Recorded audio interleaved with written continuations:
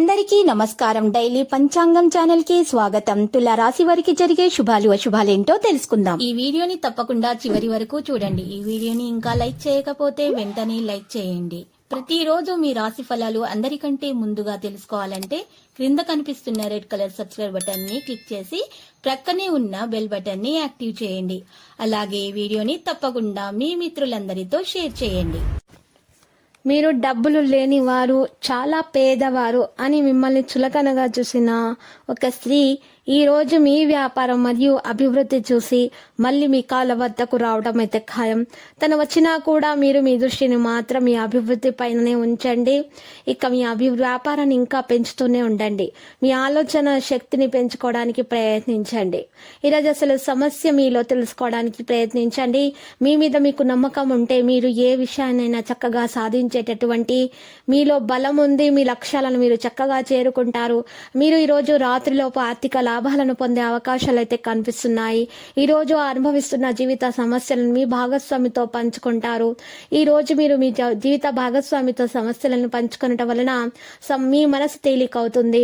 మీకు ఇది మంచిగా అనిపిస్తుంది. విద్యార్థులకు ముఖ్యమైన సూచన ఏంటంటే స్నేహితులతో కలిసి బయటకు వెళ్ళాలి, సరదాగా ఉండాలి అనే అలాంటి ఆలోచనలు మాత్రం ఈ రోజు మానండి. ఈ రోజు సమయం మీకు చాలా ముఖ్యమైనది. మీ యొక్క జీవితానికి చాలా ముఖ్యమైనటువంటి సమయం కాబట్టి చదువు పట్ల శ్రద్ధ చూపించి ముందుకు వెళ్ళండి.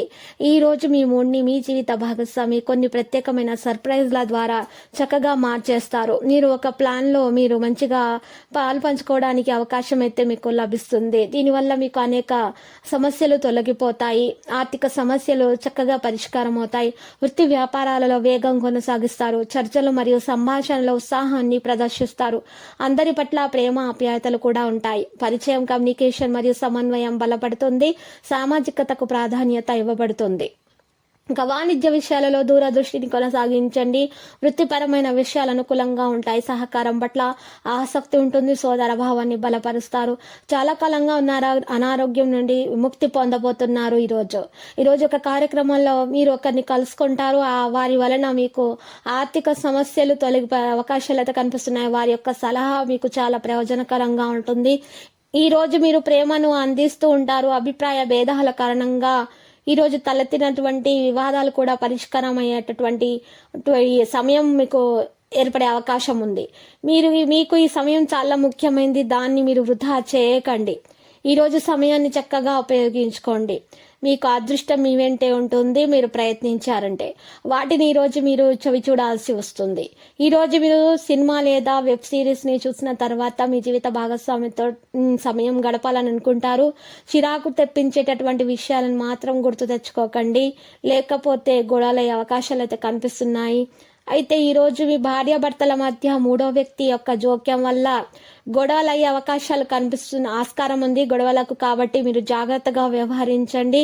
విషయాలను అలంకారాలు నగలపైన మదుపు చేయడం వల్ల మీకు లాభం కూడా ఉంటుంది. ఈ రోజు వివాదాలకు తావునిచ్చే విషయమైనా సరే సామరస్యంగా పరిష్కరించుకోవడానికి ప్రయత్నించండి. ప్రేమ అనే అందమైన చాక్లెట్ ను రుచి చూడడానికి ప్రయత్నించండి.